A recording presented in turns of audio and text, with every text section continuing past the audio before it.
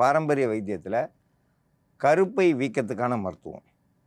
கருப்பை வீக்கம் ஏன் வருது அப்படின்னா, அதிக அளவு வேலை செய்வாங்க, அதிக அளவு வெள்ளைப்பாடு இருக்கிறவங்க, அதிகமாக வெயிலில் வேலை செய்கிறவங்க, ஒரே இடத்துல உட்காந்து என்ன சொல்லுவாங்க, ஒரே இதில் அந்த பஞ்சு மெத்தையில் உட்காந்து வேலை செய்கிறவங்க, அசையாமல் உட்காந்து வேலை செஞ்சுக்கிட்டு இருக்கவங்க, தையல் மிஷினில் உட்காந்து வேலை செஞ்சுக்கிட்டோம், இவங்களுக்கெல்லாம் வந்து ஆசன வாய் வழியாக சூடு போய் போய் போய் கர்ப்பப்பை வந்து அந்த வீக்கம் வந்துடும், இந்த கருப்பை வீக்கம் வந்துடும்.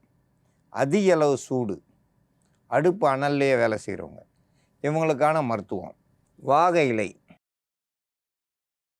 வசம்பு, ஆட்டுப்பால், கிராம்பு, களிப்பாக்கு, இதெல்லாம் கூட்டு கலவையாக சேர்ந்து நம்ம மருந்தாக தயாரிக்க போகிறோம். கருப்பை வீக்கம். கருப்பை வீக்கம் ஏன் வருது அப்படின்னாக்கா, அதிக சுமை எடுக்கிறவங்க, மாத ஒழுக்கு சரியாக போகலாட்டினாக்கா அவங்களுக்கு உள்ளுக்குள்ளே வீக்கம், கசடுகள் தங்கி இருந்துச்சுனாக்கா இர்ரெகுலர் பீரியடு, அதாவது 15 நாளைக்கு ஒரு முறை போவாங்க, 3 மாதத்துக்கு ஒரு முறை அவங்க தலை குளிக்கிறது, 6 மாதம் 1 வருஷம் அப்படி தள்ளி போகும்போது சரியில்லாத சரியாக ஒழுங்காக வந்து மாத ஒழுக்கு இல்லை அப்படின்னாக்கா அவங்களுக்கு தான் வந்து கருப்பை வீக்கம், கருப்பை பிதுக்கம் எல்லாமே வரும். முதல்ல வந்து நீர் கட்டியாகும், அப்புறம் சதை கட்டியாகும். எப்படிப்பட்டது கசடுகள் உள்ளே தங்கியிருந்தாலும் கருப்பை வந்து சுத்தம் இல்லாமல் வீக்கமாக வீங்கிக்கிறோம், வலி இருக்கும். மாதவிடாய் காலத்தில் அவங்களுக்கு வயிறு பெருசாக இருக்கும், உப்பிசமாக இருக்கும், அடி வயிறு வலி இருந்துக்கிட்டே இருக்கும். இந்த கசடுகள்லாம் வெளியேறதுக்கும் நீங்கள் பயன்படுத்தும் முறை வந்து கொஞ்சம் அனிச்சப்பட வேண்டாம். முன்னோர்கள் வந்து நம்ம அம்மா பாட்டி அவங்கெல்லாம் வந்து பயன்படுத்தின முறையை தான் இப்போ காலங்கள் மாறிடுச்சுன உடனே எதேதோ பயன்படுத்துகிறோம். பஞ்சு, இந்த பேடு அந்த மாதிரிலாம் வச்சுக்கிறீங்கனாக்கா அந்த இதுலேயே நீங்கள் இந்த மருந்தை நான் சொல்கிற விதப்படி நீங்கள் பயன்படுத்திக்கிறலாம். அந்த கருப்பை வீக்கம் சரியாகிறதுக்கான மருந்து தயாரிக்கும் முறையை பற்றி பார்க்கலாம்.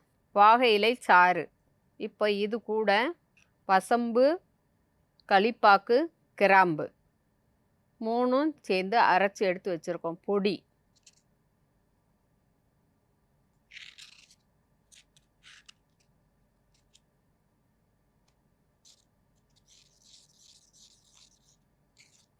பொடியை அந்த சாரோட நல்லா கலந்துடணும்.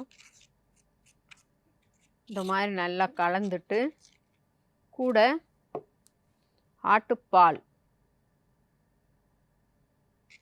இந்த மாதிரி நல்லா ரொம்ப தண்ணியாகவும் இல்லாமல் ரொம்ப திக்காகவும் இல்லாமல் கொஞ்சம் நம்ம தொட்டோம்னாக்கா விரலில் வந்து ரொம்ப ஒட்டாமல் தண்ணி பதத்தில் இருக்கணும். வடித்த கஞ்சி பதம்னு சொல்லுவோம். இதை வந்து வெள்ளை சதுரமாக ஒரு துணியை நல்லா கிழித்து அதில் ஃபுல்லாக முக்கிட்டு துவட்டி எடுத்துட்டு திப்பி இதெல்லாம் அரைச்சினாக்கா ரேசாக உதறிட்டிங்கனாக்கா அதில் திப்பி இல்லாமல் நீங்கள் அரைச்சது சரியில்லாமல் இருந்துச்சுனாக்கா திப்பிலாம் கீழே உதிர்ந்துடும். அந்த ஈரமாக இருக்கும் அந்த துணியை வந்து நீங்கள் மாதவிடாய் காலத்தில் பேடு வைக்கிறதுக்கு பதிலாக சட்டி அந்த மாதிரி பயன்படுத்துனீங்கனாக்கா அதுக்குள்ளார அந்த துணியை வச்சுட்டு நீங்கள் பிறப்புறுப்பில் படுற மாதிரி அந்த வாசம் பட்டுச்சுனாலுமே உங்களுக்கு கருப்பை வீக்கம் அப்படின்றது வந்து உள்ளுக்கு இருக்கிற கசடெல்லாம் வெளியேறிட்டு வாசம் பட்டாலே வந்து கருப்பை பிதுக்கம், வீக்கம் எல்லாமே சரியாயிரும். பெண்கள் வந்து அனிச்சப்பட வேண்டாம். காட்டன் துணியில் வைங்க, பஞ்செல்லாம் வேண்டாம். பஞ்செல்லாம் வச்சிங்கனாக்கா அதிக ஹீட் ஆகும். அதனால் பேடு அந்த மாதிரி பயன்படுத்துகிறீங்கனாக்கா அதுக்கு பதில் காட்டன் கிளாத்து வெள்ளை துணியில் பயன்படுத்திக்கிட்டீங்கனாக்கா கருப்பை வீக்கம்ன்றது சரியாகும். கருப்பை வீக்கத்துக்கான மருத்துவம். கருப்பை வீக்கத்துக்கு வாகையில், களிப்பாக்கு, வசம்பு, கிராம்பு, ஆட்டுப்பால் இதெல்லாம் கூட்டு கலவையாக சேர்ந்து மருந்தாக தயாரிச்சிருக்கோம். இது அப்படியே ஒரு துணியில் தடவி கருப்பை வாயிலில் படுற மாதிரி வச்சு தூங்கினாங்கன்னா அந்த கருப்பை வீக்கம் கொஞ்சம் கொஞ்சமாக குறைய ஆரம்பிச்சிடும். ரொம்ப அதிக வீக்கமாக இருந்தால் கொஞ்ச நாள் சேர்ந்தாப்பில் வைக்கும்படியாக இருக்கும்.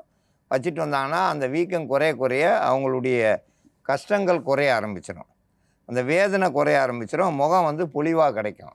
இல்லைன்னா முகம் பார்த்திங்கன்னா ஒரு மாதிரி வீக்கம் இருக்கும்போது வேதனையில் கொஞ்சம் முகம் வாடியே இருக்கும். இந்த முகம் வாட்டமும் மாறும், அங்கே கருப்பை வீக்கமும் கண்டிப்பாக குறையும். கருப்பை வீக்கத்துக்கு இது ஒரு சிறந்த மருந்து. இந்த மருந்தை பயன்படுத்தி பயன்பெற வேண்டும் என்று கேட்டுக்கொள்கிறேன்.